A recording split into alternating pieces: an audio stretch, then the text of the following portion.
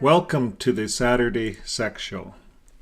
So I hope you guys could read lips because that first part was just for practice and you probably didn't want to hear what I had to say. So there's a reason sometimes we get muted. So I know my mic's on now.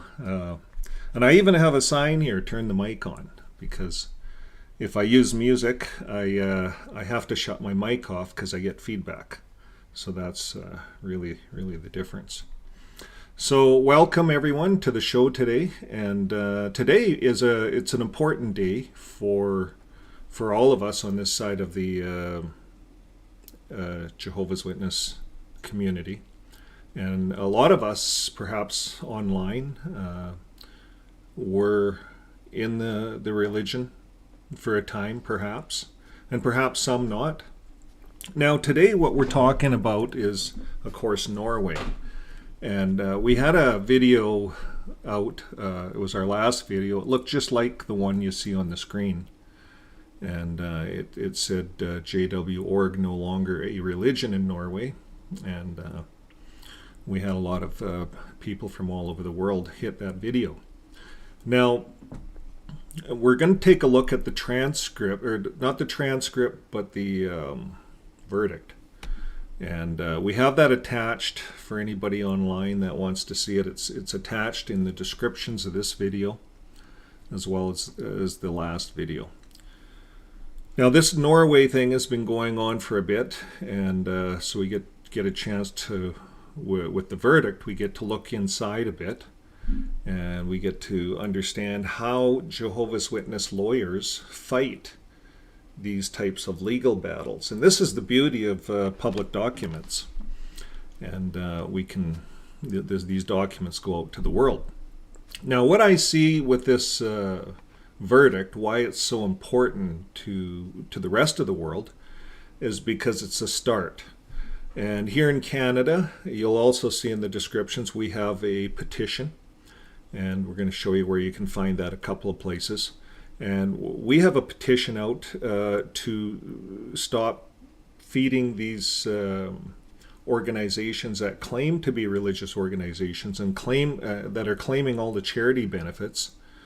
And we're going to take a look at that, because there's a lot of charity benefits that religions get, and so it's important for them to maintain the status. Now, for many of us that were Jehovah's Witnesses, we would think that it should be the opposite, that they should feel, well, we're no part of the world, so we're no part of the world. Why are we a part of Christendom? Why are we getting all the charity benefits that Christendom gets? Why are we taking the same stand as Christendom? Why are we claiming clergy status for all of our ordained ministers? You see, children are ordained ministers in the Jehovah's Witness. Most of us know that. But for those of you that this is new, perhaps you're looking in for the first time or you're curious. And we've had lots of people that non-Jehovah's Witness, non-ex-Jehovah's Witnesses on our last video commenting. Lots of comments. Thank you very much for all the comments. And the comments help us as video creators to find the right material, present the right material in the right way. And so it helps us to become better video creators in a lot of ways. Now, I want to talk a little bit about why this today is important, I think. And we're going to take a look at this verdict. We're going to go inside, because the more we comment online, and somehow if we can, if we're reachable, let's say we have a really good comment, a good experience that could help a litigator. Perhaps litigators are using the XJW channels to go on to, and they have students or whatever, legal students that go through and look at comments and try to find interesting stuff. So if you have comments, and it's somewhat of a serious nature, we're going to show you where you can go. You can go to our website, and there's an email, and you can email some of these comments, especially in Canada, where we're trying to build here's some stuff, but all over the world, any comments you have that can help. I think, are important. But more important, I think, if you have a case, we're not lawyers. I'm not a lawyer. I can't speak for other creators online. Do I have legal experience? Yes, I do. I've run a business for most of my life, and I had to understand a bit of business law. So we, as we go through life, we do things. I had to sell houses, buy houses, so I had to buy real property. I had to take care of buying and selling for my parents, and I had to take care of a legal action for them as well. So throughout life, most of us gain some legal experience, and then you go through a divorce, and you gain a lot more experience, because you see, a divorce in a marriage is similar to what we're doing now. When we leave a religion, we're divorcing the religion. So when we leave a marriage, we got to be careful what we talk about, what we say. Usually we resolve that marriage and we sign off, and that's the end of it. You know, we walk away. But when you end the marriage with the Jehovah's Witness religion, it's not the end of it. You see, it's like they got to poke at you. They poke at you. And they poke at you, and this is what happens to a lot of us. And then we get angry. It's like poking the bear, and then a lot of ex-Jehovah's Witnesses get angry and lash back, and it turns into lawsuits. So I've read some lawsuits. One right here in our own province in Alberta, where they tried to sue because of discrimination, being shunned, and it went nowhere. This fella lost all his business and everything, and but he had there was some legitimate reasons why he was disfellowshipped, and it all came out in this court document. So when you do go to court, it all comes out. They dig really deep into your personal lives, and I think that's why a lot of people don't talk about. They don't take their situation, let's say, phone a lawyer and ask about their situation, perhaps. Because most people do not want to be public. They have a private life, and they can walk away. But for those of you that want to talk about your situation, you can Google class action lawsuits in your area regarding Jehovah's Witnesses, and you can contact them that way. The law is different in every state, every province, every country. But there's some general laws that I noticed from going through this verdict, and we're going to take a look at this in a bit. When I went through this verdict, and there's 38 pages, there's general laws that the lawyers use. And the Jehovah's Witnesses lawyers, pretty cagey, they used, well, what about this case? What about this case? What about this case? All over the world. And then the Norway lawyers come back and they say, well, we looked at this case, and we have this case, and there's this case and this case.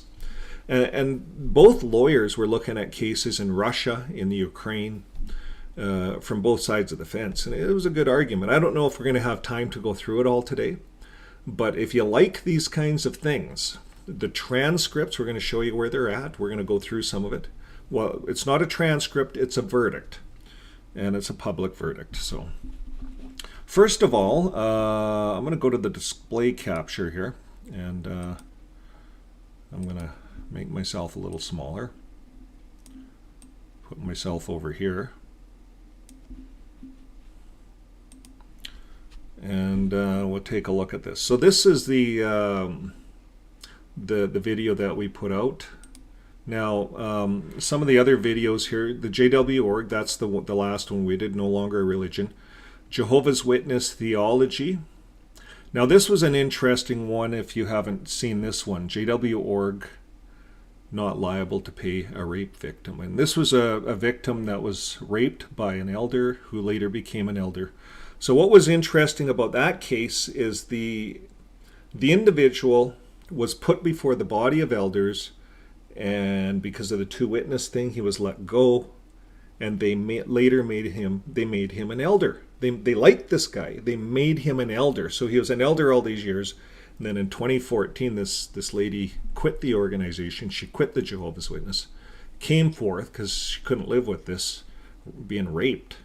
And this guy's now an elder. And so she brought that forth, and sure enough, it got put before the courts. Came out, he was not only did he rape her, but he victimized 8 others. There was 8 people involved total, 7 others. He was massaging after field ministry. He took a young girl, 12 years old, and massaged her. And this guy, they made an elder. He qualified to be an elder. So the point that I had problems with in the Jehovah's Witness doctrine is that Jesus appoints all elders. And it's very clear, and we covered that on that video, how Jesus appoints the elders. So that means that Jesus is according to the Jehovah's Witness doctrine, Jesus is appointing these pedophiles. So it's interesting when you start looking at things outside of the box. So these are things that cause inside of us cognitive dissonance. It's a confusion. As a Jehovah's Witness, you've got to now reason, does Jesus ordain pedophiles? Does he? Does he or doesn't he? And this is just one case of many. So you see in a side of Jehovah's Witness brain, they have to start, now it's starting to gear lock.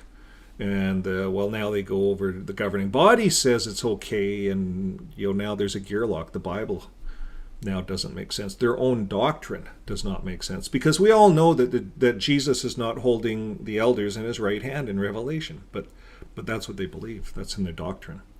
So they give elders a lot of power in the Jehovah's Witness religion, and this leads to a lot of problems. Now, if you go to our site, it's gone with the grid, and we have a link to it in the email below, or in this video below. And this is what you'll come up to this. And here's the update on Norway. So you can just click here, and you can download this verdict in English. And here's the Norwegian one.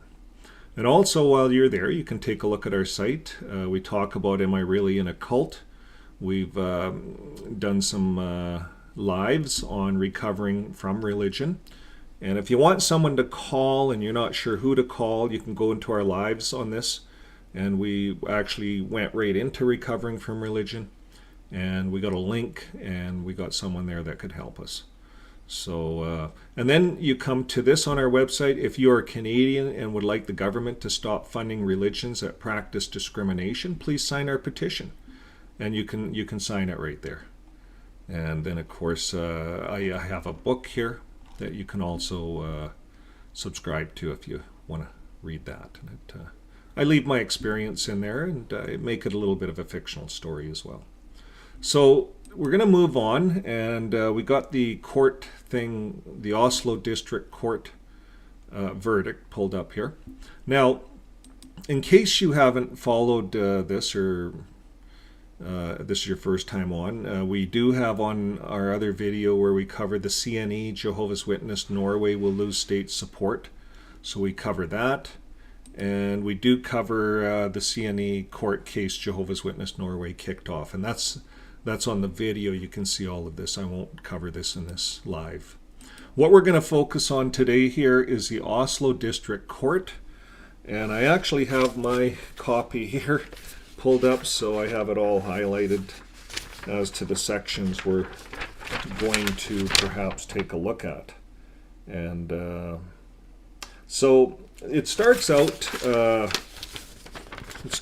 on this. I'll just scroll down here, and it starts out by telling everyone that all religious communities had to submit a renewal application for registration under the law. So they developed in Norway a new law on religions, what the guidelines religions had to meet. So when Jehovah's Witnesses filled out the paperwork, they didn't qualify because of the discrimination problem. So now we're going to go over to that page here. I don't know if you guys can see this, if it's necessary to show you this. Now, if a member of Jehovah's Witness changes their religious beliefs, this is a resolution, and I'm talking right here. Right here, I'll highlight it. That's where I'm talking. Okay. So there we go. If a member of Jehovah's Witnesses changes their religious beliefs and wishes to leave the religious community, The person concerned shall, according to the above, be treated as if they were excluded. This means that the members can no longer have contact with family and friends in the religious community without this having consequences for the remaining members. We refer to Be Shepherds of God's Flock, the Elders Book, chapter 12.17, on unnecessary association with excluded or those who have withdrawn. In our opinion, and this is the court speaking, this practice constitutes a form of sanctioning of both former members and remaining members. Against this background, the religious community has not ensured that a withdrawal can take place unconditionally and without obstacles from the religious community side. They cite the preparations for religious communities.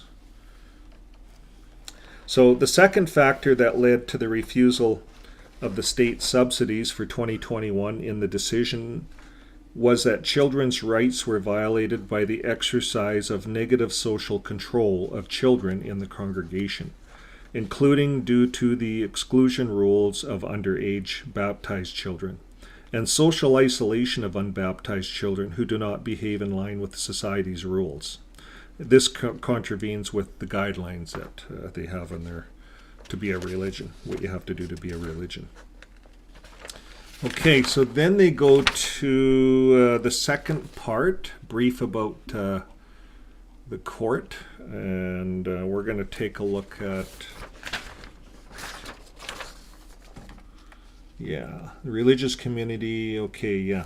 So their registration lapse. We don't have to look at that, so we'll go all the plaintiffs. Yeah. So now let's go. So that was basically it. This whole discrimination thing, and I don't know how many of you guys are online there that have ever been disfellowshipped by the Jehovah's Witnesses if you're in the religion. Just going to move my keyboard out of the way. There we go. I was disfellowshipped. I was just baptized 1982 or something, and I got baptized 1982. A year later I was disfellowshipped. I wanted to get married, actually, in the Kingdom Hall. I wanted to get married, and so they said no, you can't. And the girl I wanted to marry, she was second generation JW. So she wanted to get baptized, but they wouldn't allow her to because they thought she was doing it for the wrong reason. But they're second generation, everyone's baptized, and it's just time that they get baptized. So she wanted to get baptized. They said no.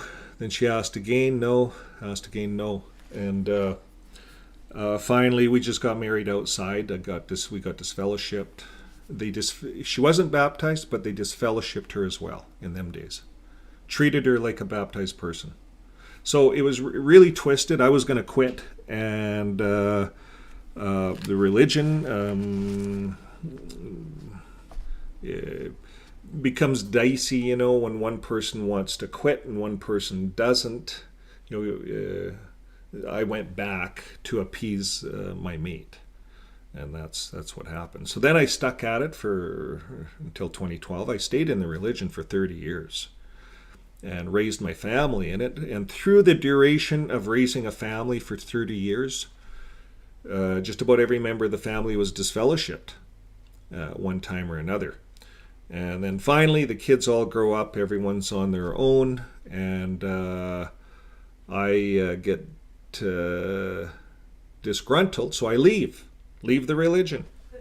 No one's, I can phone and talk to JWs, but I just left. I just quit going and moved and quit going. But then I wanted to turn a study over to an elder like years later. It was like 7 years later. And over that incident, they took the study on. Over that incident, they somehow they were able to demonize me because they told the study that I had demon influence. That's why I wasn't going to the religion. It's because it has to be demon influence. That's why I'm not Jehovah's Witness. So that's so then they slandered me, and that was it. After, so they chase you.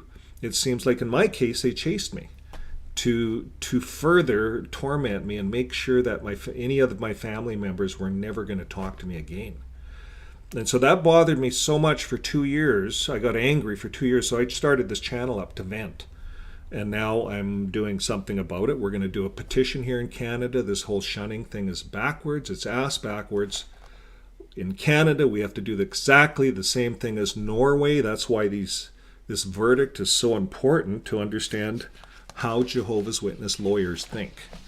And their thinking is really not backed by God. It's certainly demonic in what I'm looking at for their thinking. So how do I back that? Well, I don't know. You guys read this yourself, as well as I'll cover some of the major things. So the plaintiff, who is a Jehovah's Witness, focused particularly on the fact that the legal effects of deregistration, such as loss of marriage rights, loss of reputation, accompanying stigmatization of the religious community, will hit the Jehovah's Witnesses very hard. And this I'm reading it word for word. The provision leaves it to the court to apply the overall judgment when this is considered. So they go on to talk about this in different case laws and different things. But all over the world, you can really see how the Jehovah's Witnesses use this as part of their legal battle in fighting for freedom of religion. So now what we're saying, and why it's so important that the world hears from ones like ourselves that are ex-Jehovah's Witnesses. I spent my whole life in it, and so have probably many of you guys out there. And we've given so much of our life to the religion, and then at the end, that's what they do. So however it is, if we can get our voice out and speak about it, and at least start working on shutting this religion down in every country, and it only starts with one person. Just seek out how to do it. Every country has rules on how to do it. So whoever started this in Norway, this happened many years ago. It started, and there's history behind all of this. Now, it goes on to talk about Jehovah's Witnesses are in court here, and I'm going to go down a bit here. I'm going to go all the way to, where are we here? Number 2.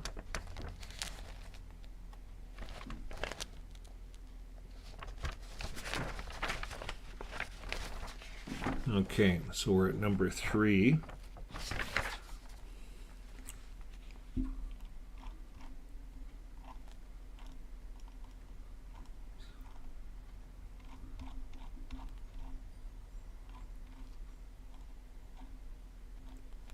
Okay.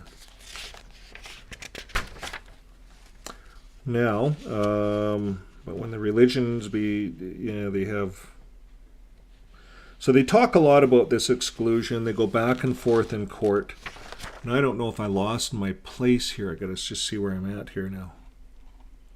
The district court notes. Let's see if I can find that.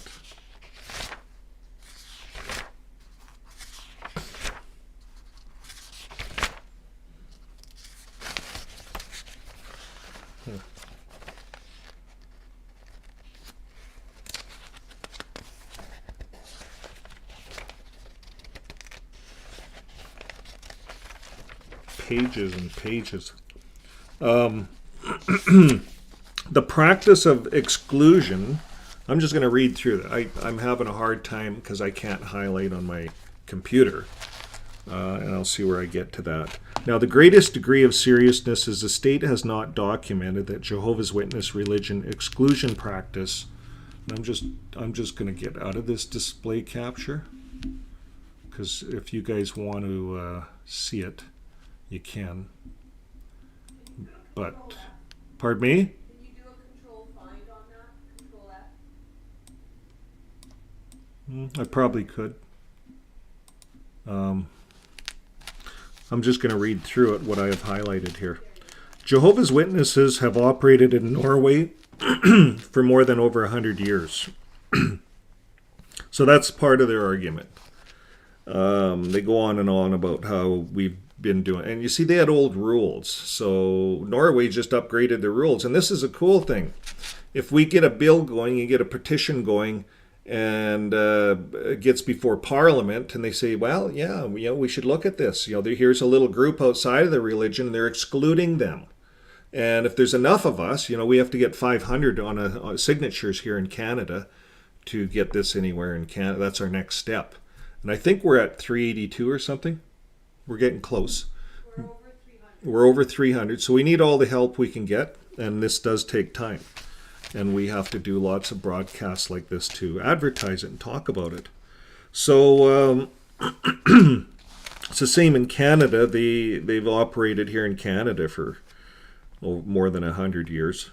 Now, when it comes to the exclusion practice, the state, being Norway, bases its assessment partly on the interpretation of Jehovah's Witness practice and partly on a few former members' interpretation of Jehovah's Witness publications. So I thought that was key, that the courts are looking to us as former members. So we're valuable, you and I, if we've been excluded, if we've been disfellowshipped, and we've experienced it, and we've been through the judicial meetings. I've been through so many. The problem being not a problem, but one of the things when you're a father and your kids are being disfellowshipped, and if your kids are minors and they're disfellowshipped, you actually have to go into that meeting with your kids, and same with your wife or spouse. Now, if it's I don't know, I know with a male, and if it's my wife, I get to be there, but I don't know about the male. Does the wife get to go if it's the male? Probably not. You see, because there's discrimination within the religion between males and females. And that's not even in any of this stuff. But so many things, so it's all coming out. So it's important that former members, because the states, governments are looking at our testimonies. So it's those testimonies are important. Let alone, so it goes on to talk about that. So now the Jehovah's Witnesses come out and say to the courts, they say baptism of minors in Norway rarely occurs, and it's not likely that apostate younger members in Norway are postponed for some of the characterized consequences that state administrator describes. So they try to use that, saying, yeah, well, it's not the same, and kids are treated a little different, and they're not treated. But if you get a young person going online, and they're good at YouTube, they would treat them as an apostate. So I think they're speaking between their teeth here, the lawyers, the Jehovah's Witness lawyers. And I think that's where our testimonies, like if there's experiences like that, they're trying to say that the kids that doesn't happen. Okay, so then they come in, they say there's no basis for drawing any conclusion that former members nor younger or adult baptized members who choose to opt out, quit the religion, are exposed to what the state describes as negative social control, a characteristic that does not follow from the legal text either. On the contrary, as has been demonstrated, Jehovah's Witnesses are open in relation to those members who have previously, of their own free will, turned away from the religious community, and who, for their own part, of their own free will, seek reunification within the religious community. So you see how wordy and how they word that, the lawyers? So they're saying there's no basis for drawing any conclusion that there's any harm to these kids, to anybody, because they're saying if they choose to leave the community, they've chosen to leave the community. That's what they're saying. And they're saying that they have a way back into the community for everyone. You see, that's how they're saying it. So let them say it, and we're going to see here in a few minutes here what the state says. So they go on to say the exclusion system that is followed is based on teachings of the Bible. So they start bringing up the Bible in court, as understood by Jehovah's Witnesses, and lies at the core of the religious freedom. So now they're throwing in, and this is part of our religious freedom. We're allowed to do what we want. It is not feasible when the state administrator actually attempts to instruct a change in the religious practice of Jehovah's Witnesses. So that's what they're telling the state, right out blunt. They're really blunt, I noticed in the talking to the state. And the state did bring up that I think we'll get into it here. The fact that the Jehovah's Witnesses didn't change any of their doctrines or any of their policies throughout this whole court case. They brought that up. Now, we're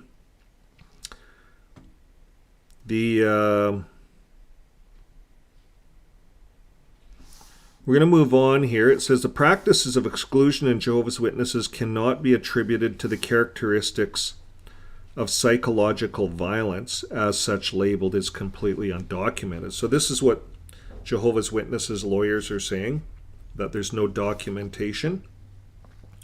So now on our channel, we're talking a lot about spiritual abuse. We're talking about PTSD, narcissism, all of the effects of being in the religion, what it has done. There's studies out there now that the religion has affected the learning process of babies. The cognitive dissonance, we just talked a little bit about that. Now, I think as we move forward, this is almost like a challenge that the Jehovah's Witness lawyers are putting out there, that the practice of exclusion cannot be attributed to psychological violence. Well, that lawyer, I guarantee you, has not been disfellowshipped in a Jehovah's Witness community where he spent his whole life in it, 30 years. That's all he has is Jehovah's Witness friends, because I guarantee you that lawyer has no experience to make that statement. So this is why it's important that we speak out, that we talk about our experiences, and as we move forward, the governments and the social welfare people have to come onto these sites and start listening to what the XJW community is saying. So they go on and on to try to defend their position, the Jehovah's Witness lawyers. They say, but when the religious ties between Jehovah's Witnesses and deregistered members first have to be broken, the right to free denunciation will actually result in the same social contact being difficult to maintain at the same level as before. Then they go on to talk about that the Jehovah's Witness religious exclusion practice may result in members feeling pressured to remain in the religious community is furthermore both hypothetical and undocumented.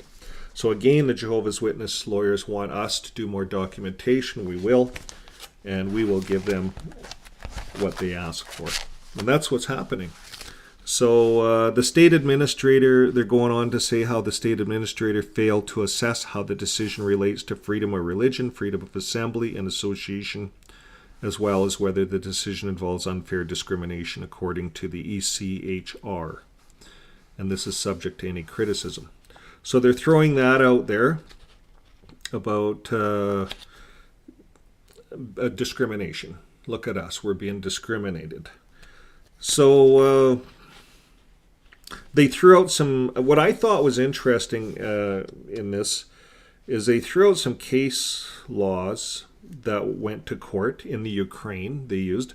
And for some of you people out there that are thinking that this hasn't, it's just a small country, Norway. Well, Norway is, I believe, the fourth richest country per population, per amount of people in it.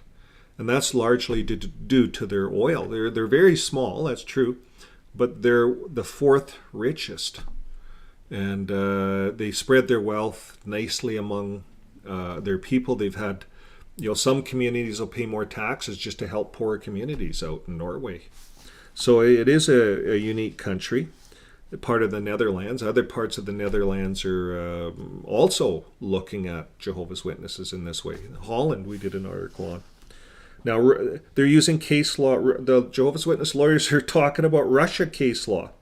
So this is getting, they're using case law from all over the world, not just in Norway. The Jehovah's Witness, and we're going to see how the Norwegian's lawyers use case law all over the world as well. So this is being treated almost like a world thing. You know, they're trying to be very fair about this and look at this from all angles. So now the decision represents unfair discrimination. They go on to talk about blah, blah, blah, blah, blah.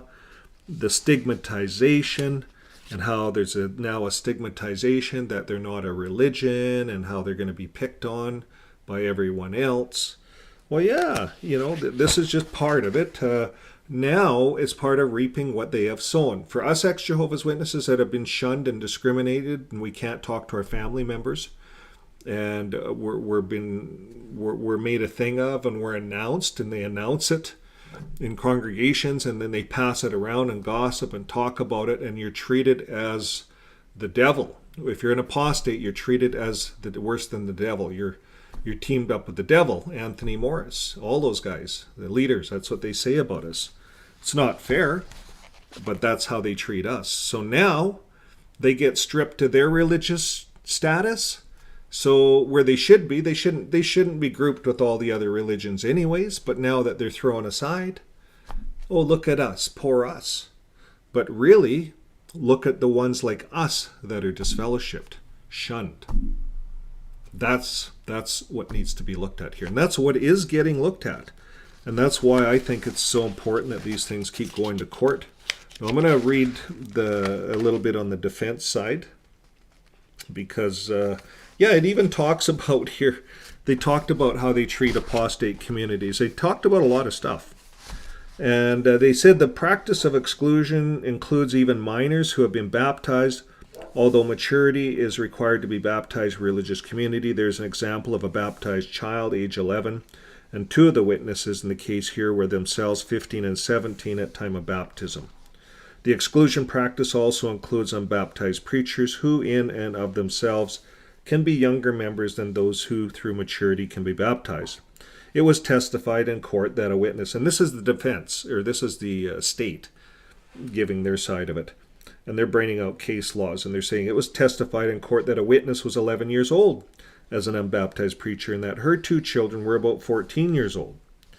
So the practice of exclusion in Jehovah's Witness involves a strong form of social isolation against the apostates, as exhorted in the Jehovah's Witness own text that members should not have any spiritual or social fellowship with excluded persons, and that the one should stop associating with. Furthermore, it is stated that the members no longer have anything more to do with him, and we stop talking to him. And the court's using all quotes out of Watchtower magazines, articles, elders' books. So the court did a good job. They gave the Jehovah's Witnesses a chance to present their side, and then they came on doubly hard on their side. They talked about the effects on minors has been documented through work carried out by some word I can't pronounce. And it says here, it appears that the practice of exclusion violates the child's core emotional needs. Testimony has been given about mental illness and fear of losing family. So this is all coming out in court. All of what disfellowshipping and how it affects people mentally. The Jehovah's Witness lawyers threw it out there. Where's your testimony? Well, now it's coming. Here it is. It's in this court. So when the court assembles the evidence, it must be emphasized that the text from Jehovah's Witnesses is partially reproduced above and are clearly worded. So it says here, Jehovah's Witnesses have not offered any alternative interpretation during the court proceedings of these specific texts. So that's important. That tells us that the organization, JW.org, is maintaining their current stand on this exclusion practice, just as Anthony Morris has stated. We will never change, was their last words in reference to Norway. The practice of exclusion involves negative social control and psychological violence that violates children's rights. And that's what's in their document here. These conditions provides ground for withdrawing. And if you have, I've had children that were disfellowship minors, and it's hard on them. It's hard on them to go a year without associating with anybody at the Kingdom Hall. And then they say that the Jehovah's Witness lawyers say that it does not change things at home. It does. Because now the disfellowship member cannot sit in on the family meal prayer. They have to take their meal over into another room in the TV room and eat in front of a TV. Can you imagine?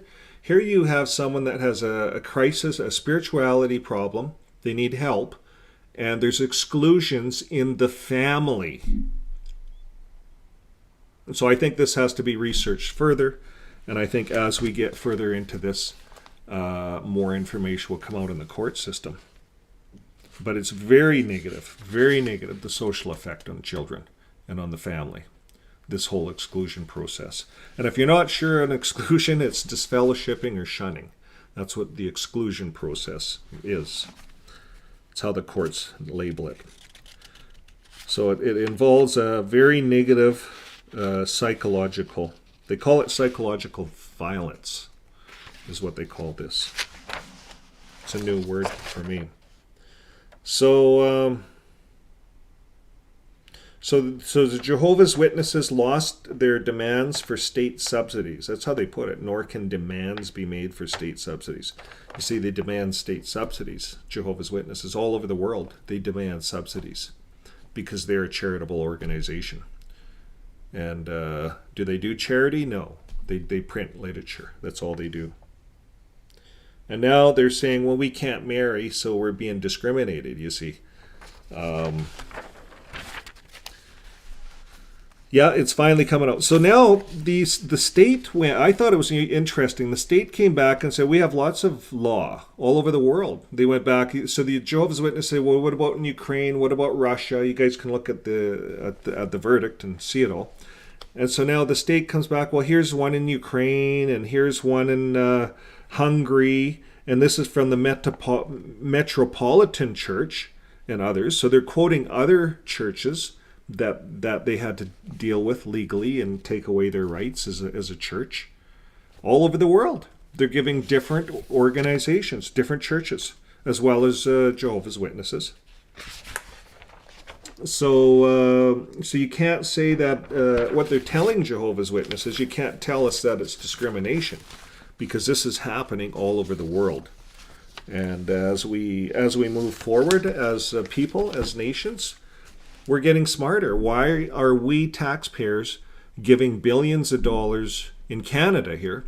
A small country as we are, we only have 40 million people, but we're giving 2.6 billion to charity in Canada. That's a lot of money. And we have people here that can't afford. We don't have running water in some of our communities here in Canada. So, and we're giving 2.6 billion, and Jehovah's Witnesses are out there. And if you Google it in Canada, there's a special thing for Kingdom Halls, Kingdom Hall buildings, and getting charity in Canada. And that's where they're getting their money, as they build these Kingdom Halls. They get all of our charity. And then what do? They sell the Kingdom Halls for a profit, and it all goes to New York. Charity Canada shows how much of the money goes to New York every year. But the Charity Canada cannot see what the Canadian Jehovah's Witnesses are doing with the rest of the money, because they're not transparent. Because all they're doing is printing literature. And if there's a hurricane, they'll go hand out a bottle of water. And if there's insurance money, they'll build a house. And they'll build their Kingdom Halls with grant money. Now, what I thought was interesting, in this document, they brought out, they said there was a bomb threat. So Jehovah's Witnesses are saying, well, you guys are picking on us here, just here. And they're saying, no. They said and then they said there's going to be all kinds of people vandalizing, and we have vandalisms now and all of this. And they're trying to blame, they call it damages in the court system. And they're trying to attribute the court damages for taking away their religious rights. Can you believe that? That's what they're going after now. So the court comes back and says, no. There was a bomb threat against you guys back in 2019. And it was settled. So they went on and they laid it back to them. So it's amazing how these lawyers go back and forth. in these courts and how they play victim and play all these games. Now, the concluding remarks and statement towards the end here, it says the applicant for the temporary injunction is rejected. In the alternative, the request for the temporary injunction is not granted. And in both cases, the state versus the Ministry of Children and Families is awarded legal costs. So we go on in the document, and the legal cost is about $24,000 US. Now, there's a dispute. There's a dispute over the right to continued registration as a religious community. That has been further followed up by Jehovah's Witnesses in a lawsuit before the Oslo District Court in 2023, together with a corresponding lawsuit over the right to state subsidies. These two lawsuits are, as far as can be understood, combined for a joint lawsuit processing in the district court, where a judgment will later be given on both legal relationships. The main hearing in the lawsuits will hopefully lead to a substantive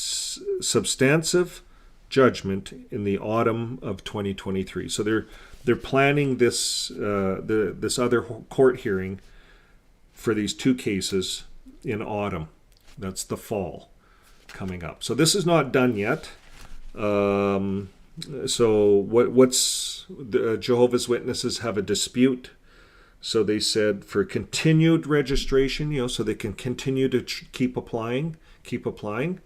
So because the court said, you're done. We want nothing to do with you guys. You're not a religion. Don't even apply.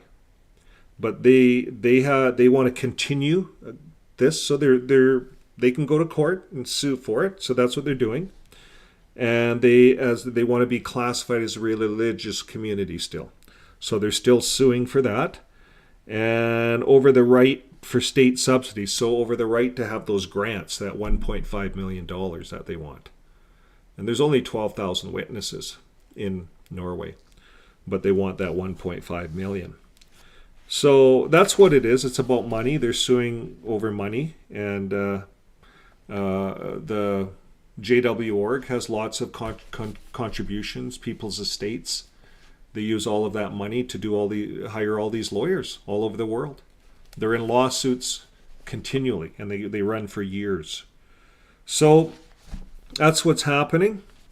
This is still not done. And as well, this verdict itself, we go right to the end here. There's more highlighted.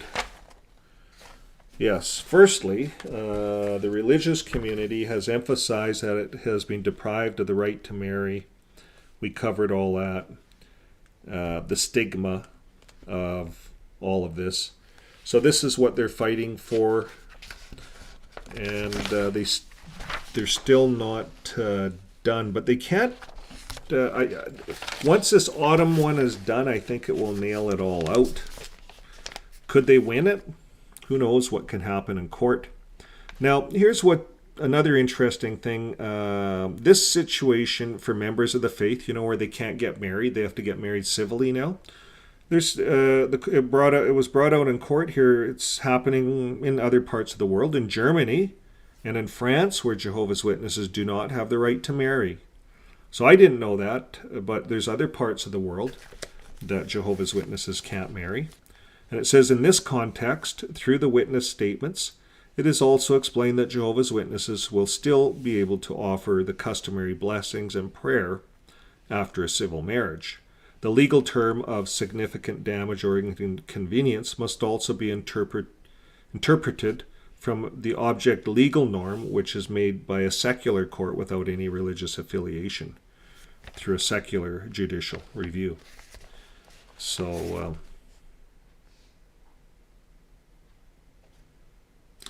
that's kind of, we're getting to the end of it. At the same time, Jehovah's Witnesses advocate their own independent doctrines, which per definition stands in a certain contrast to the dogmas of other religious communities and society perception and circumstances. So when you start comparing Jehovah's Witnesses up against other religions, you got to look from a government standpoint of view. Well, here you got a cult. They just haven't identified cults yet. And this cult has been hiding under the umbrella of a religion. So I think in the world court system, we just have to identify cults. And cults are simply people that follow men. These 8 men, these 9 men. And how do we know? We know this when parents like myself, ex-Jehovah's Witnesses, we start speaking out. We would coerce our children into signing blood cards. Our children into signing no blood cards. So that if the child was in a car accident, we were in a car accident, I could have caused my child to die because of the instructions given to me by these 9 men in New York, and enforced through the local congregations, and enforced to the point that they will disfellowship you if you ever took a blood transfusion. They would kick you out, and that's not in the Bible. It's not supported anywhere in the Bible. So this religion is definitely a high control cult. They tell people not to get. They tell the members not to reach out for university degrees, for higher education. They want to keep the members not educated. They tell them it's a waste of money, a waste of time. So members can't read legal papers. The elders act as lawyers and doctors in the congregations, and that has to stop. They're making the elders, so they're acting without a license. They're practicing medicine. And I think the legal communities have to stop that. That's what's happening. When they encourage and tell them not to take life-saving blood transfusions and interfere with medical procedures, they're acting like doctors. And they act like lawyers when they get you to sign, and an elder signs. They're acting like lawyers, and they're getting people to do this outside of legal advice. And I think that all has to be stopped. This is a cult working under the umbrella of a religion, and we just have to label it right in our countries all over the world. And therefore, cults don't get charity status. It's really quite simple. People want to join a cult, then they know they're joining a cult. It's a cult. So this whole court procedure, it can be appealed. The ruling can be appealed to the court within 1 month after it has been served. So this the date on this thing was April 26th, 2023, just a couple of days ago. So the Jehovah's Witnesses, they can appeal this. It'd be interesting to see what happens. And this is done very fairly. When I read through this document, I think this is really building a precedent for the world. So if you have any comments, we appreciate them on this program. That brings an end to the program for today. And I'm just looking at the list of people. There's a lot of comments there. Thank you guys for everyone for attending, for I guess listening. And thank you to Desmond and Hopscroft for the donation. Yeah, thank you, Hopscroft, and who else? Desmond. Desmond. How do you spell? D. Yeah. Desmond. Right on. Okay, thank you guys. Really appreciate that. So we're going to keep working on this. If you're Canadian and you can sign our petition, if you're not Canadian and you can't sign the petition, if you know of Canadians, and it doesn't have to be ex-Jehovah's Witnesses, it can be anybody.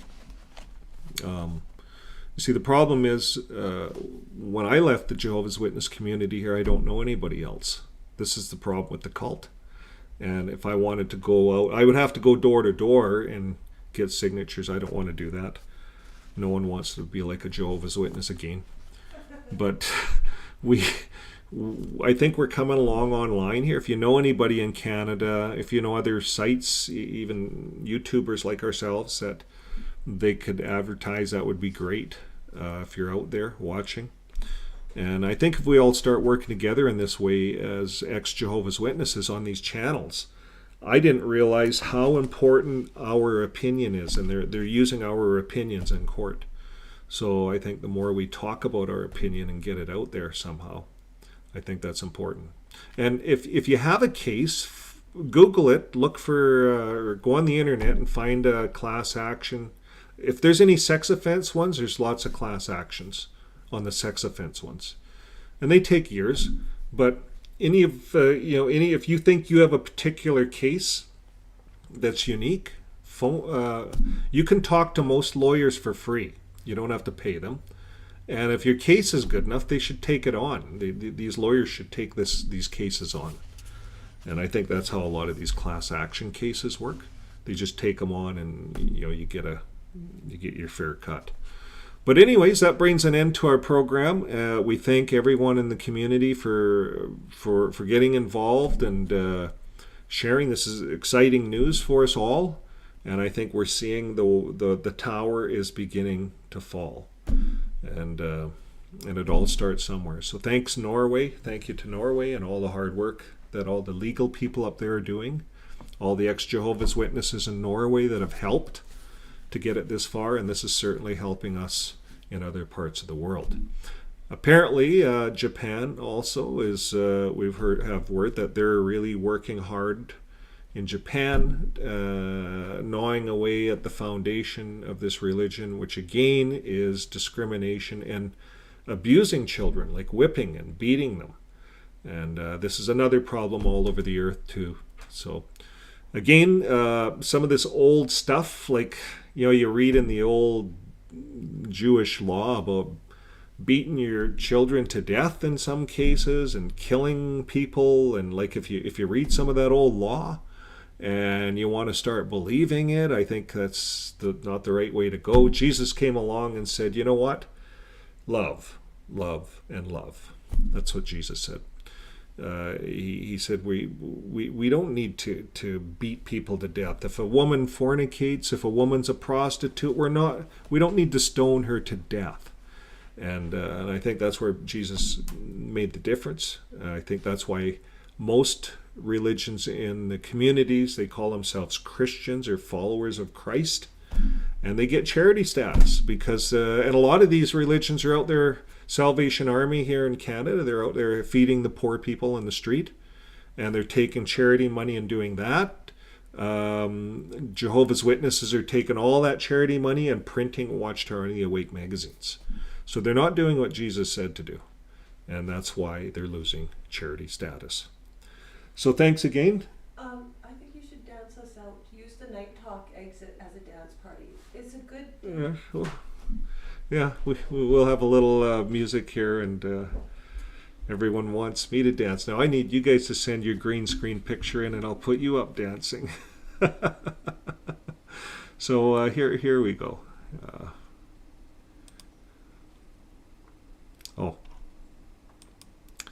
So until next time, keep living your life with love. Bye for now.